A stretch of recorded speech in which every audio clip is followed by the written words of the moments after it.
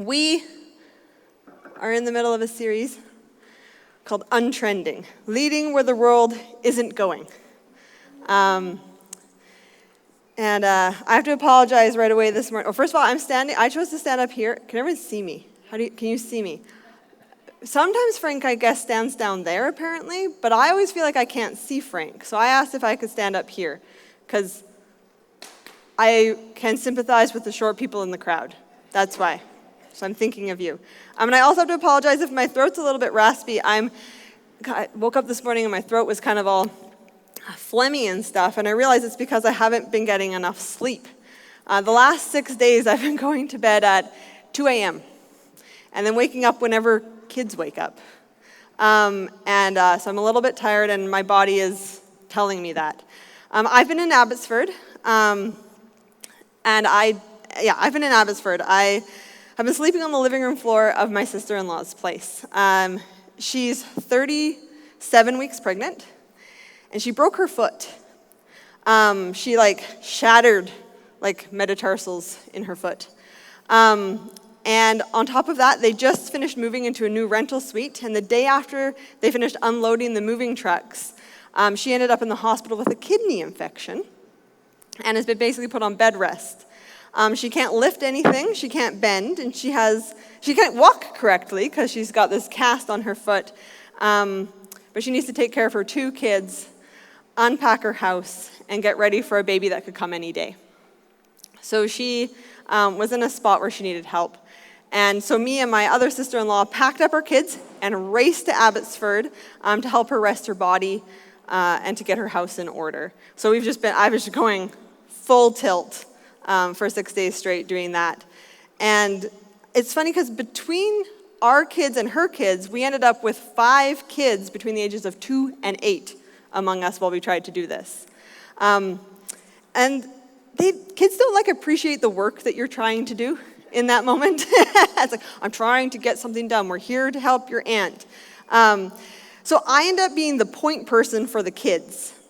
I had to get their snacks, to feed them meals, to kiss their scraped knees and bruised spirits, which also meant that I heard this phrase 25 times an hour. Auntie Frankie, I'm hungry. Apparently, it's a universal problem that kids are never full. And they say that when they say that they are full, it's a lie. Because 10 minutes later, they're hungry again, but they don't want the lunch that they only took 3 bites of. You know what else is a guarantee? That as soon as it's bedtime, they don't want to sleep. Getting 5 kids to bed in one room was quite a chore. Kids fight sleep, for those of you who don't know. It's like a battle, and they don't want to lose. And it didn't matter how many times I tried to explain to them why they needed sleep, the importance of sleep, how sleeping will make it fun tomorrow to play again, because without sleep, we're grumpy, and it keeps us from having fun. My little niece, she said, "Okay, can I keep playing until I fall asleep?" As she proceeded to bounce on the trampoline. So finally, no more explanations, no more examples. I just told them, "You guys, you need to sleep. Please close your eyes." And of course, they were out in seconds because they had played so hard that day. And as I knew, a good night's rest and everyone's energy was refilled. All of yesterday's squabbles were forgiven. And the ones who got the least amount of sleep were the first ones to have meltdowns the next day. It's like I'm a fortune teller. Isn't it amazing that the more age and experience we have, the more that we learn and know? And if only the younger generation would just listen to what we had to say, they could avoid a lot of discomfort, right? Yeah, that's what if you would just listen to what I'm trying to tell you, this wouldn't be so difficult. It's actually not much different when it comes to God. He has our best interests at heart. And when he gives us directions, it's not because he's a party pooper aunt like me. He's not trying to wreck our fun. He is a caring God who wants the best for us. And sometimes our less understanding minds don't feel like it makes sense. It might feel limiting, or as my niece says, this is dumb. But we can trust in his infinite wisdom and understanding. That he is wanting the best for us, and that if we listen, that there is a gift and a blessing in it for us. In the scripture today that we just heard, Jesus is continuing a talk that he is giving about righteousness, truth, and about blessings. The first thing in the scripture that we heard Jesus say is that you have heard it said, you shall not commit adultery. You have heard it said. I've told you before.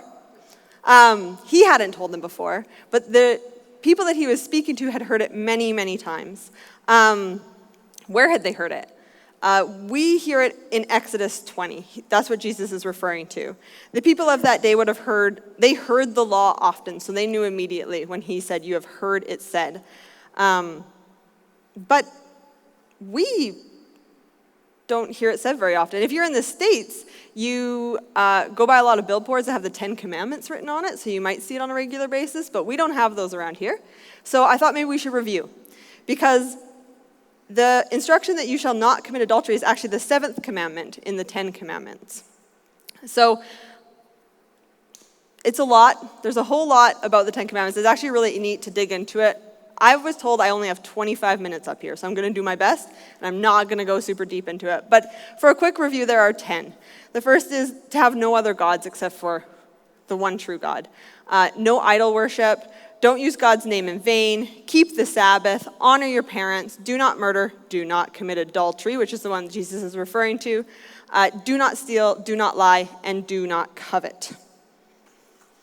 That's a lot of no's, don'ts, and you can'ts. It sounds like me telling the kids that they can't throw their watermelon rinds on the shed roof and that they can't dye their hair with felt markers. It was a week. Just saying. And they always respond in the same way. They always say, why? To which I respond, just don't, please. And then they say, why? Because I said so. But let's look at number 4 for a second, the 4th commandment, keep the Sabbath. It's actually a good thing to ask the question, why? Why keep the Sabbath? People work hard, especially before all the luxuries of life, you had to work to survive. So people worked hard. They worked from sun up till sundown. As a more advanced society, we know that it isn't healthy to work nonstop. God, in all of his advanced wisdom, already knew that. And so he gave the instruction to keep the Sabbath. The Sabbath is a day where you don't work. You don't strive or achieve. You set that day apart to rest your body and your mind and trust that it is not through your own striving and achieving that you gain success and favor, but you trust in God's provision. This law, this rule, keep the Sabbath, set it apart. Don't work. It's not to make us worthy. It's not for God's sake. It's to keep our hearts and minds and bodies healthy. Now, those were the 10 Commandments given to the Israelites many years ago. Then Jesus shows up over 1,000 years later, and these rules have become hyper-focused, and people have forgotten the purpose of these rules and what the purpose that these rules are supposed to serve. So Jesus actually addresses number 4. It says in Mark 2 that Jesus responds to some Pharisees that are kind of challenging him about rule number 4 here, about the Sabbath day, that Jesus responds, the Sabbath was made for man, not man for the Sabbath. It's actually one of my favorite scriptures. I love it because Jesus is saying these rules are not for God's sake. Just like I tell the kids that they need to eat their vegetables, it's not for my benefit, but for them. These laws are for us, to serve us and to bless us. And And this is what I hope that we can understand. We don't participate to receive a blessing. We don't participate as a requirement or a check mark, something that we need to do in order to be awarded a blessing. The blessing is in participating. It's in sleeping that our bodies heal and re-energize. It's not an award that we receive for closing our eyes and laying in bed for 8 hours.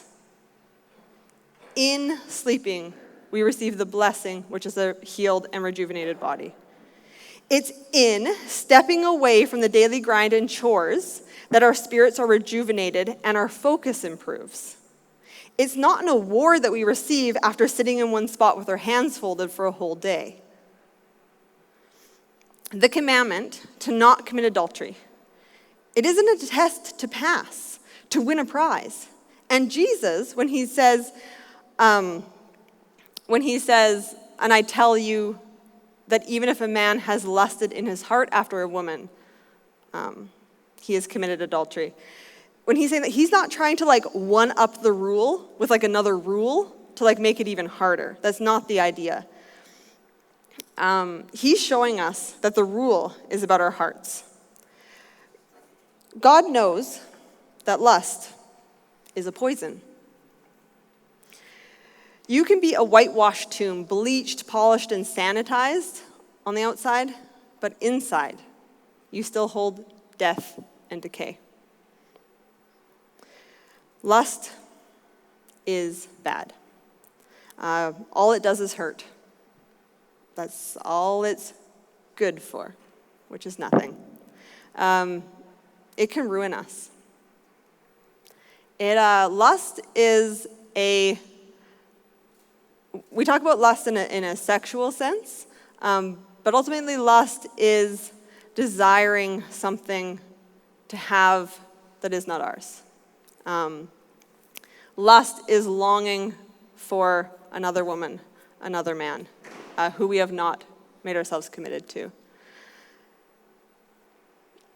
It ruins marriages, and it ruins future relationships. It fools us into believing that life is about getting ourselves satisfied and not being concerned with the cost to others or ourselves. Adultery, cheating on the person that you've promised to commit yourself to, it creates pain. And you don't have an affair without first having lust in your heart. Lust is a partner with jealousy and even bitterness. Even if you don't plan on being married one day, even if you're I'm going to be single for the rest of my life, lust is counterintuitive to the directions of Christ. Christ calls us to be others-centered. Lust is focusing on the desires of ourselves.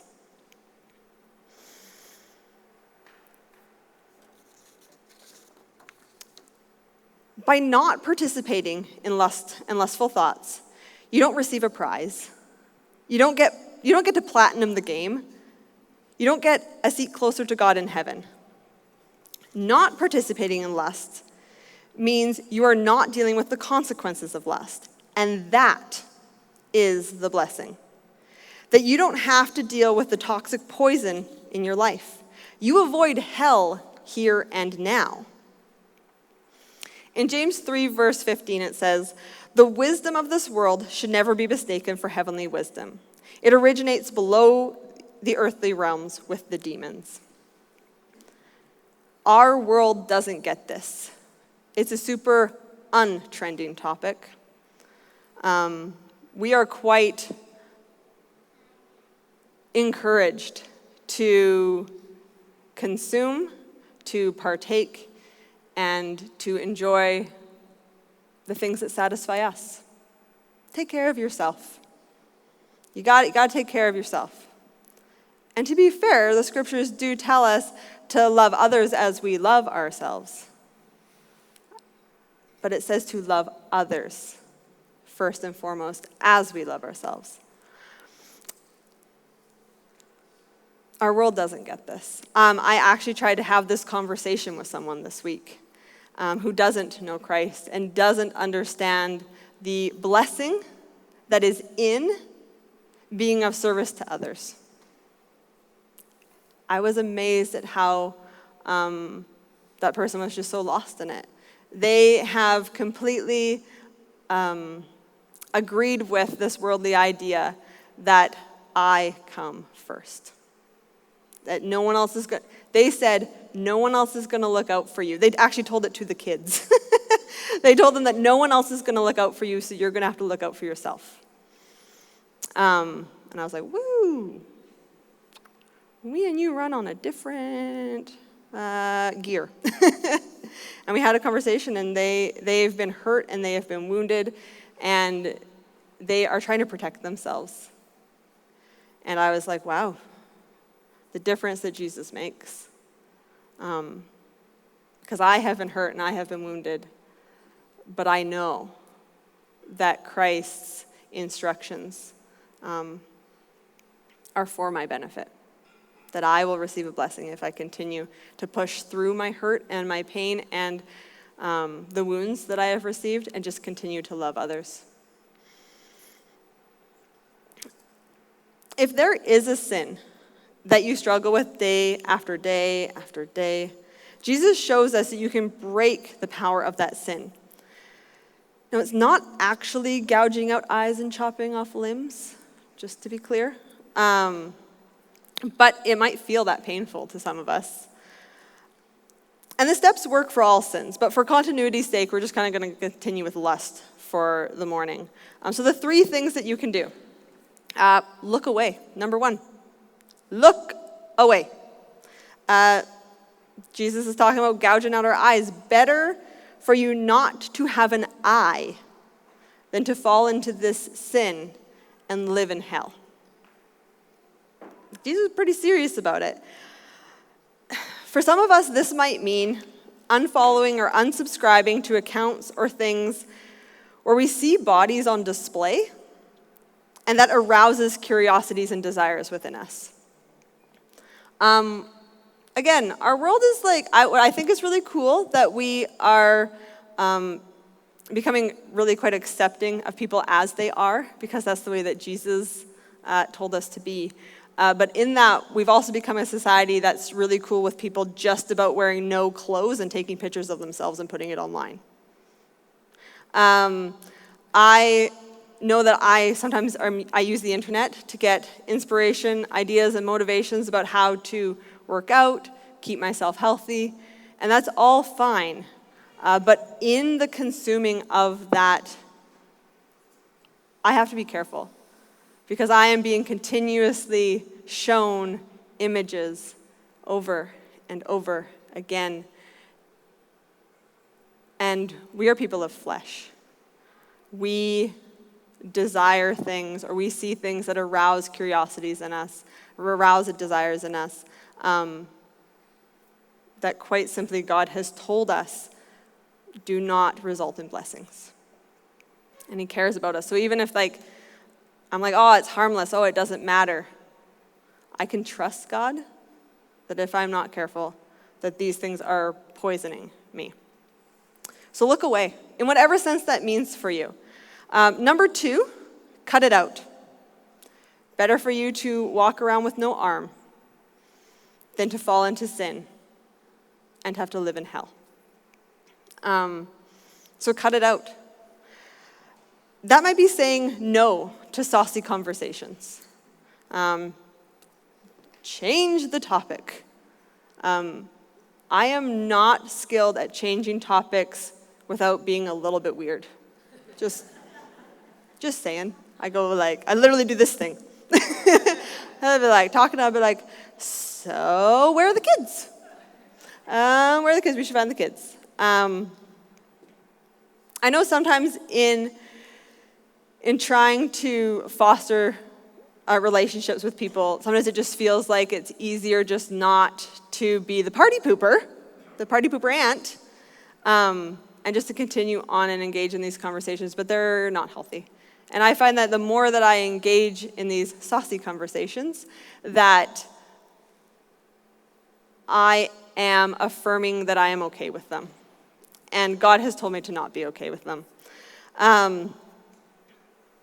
It might be refusing to cooperate in provocative jokes. I used to run the youth group here, and teenagers have some pretty saucy jokes.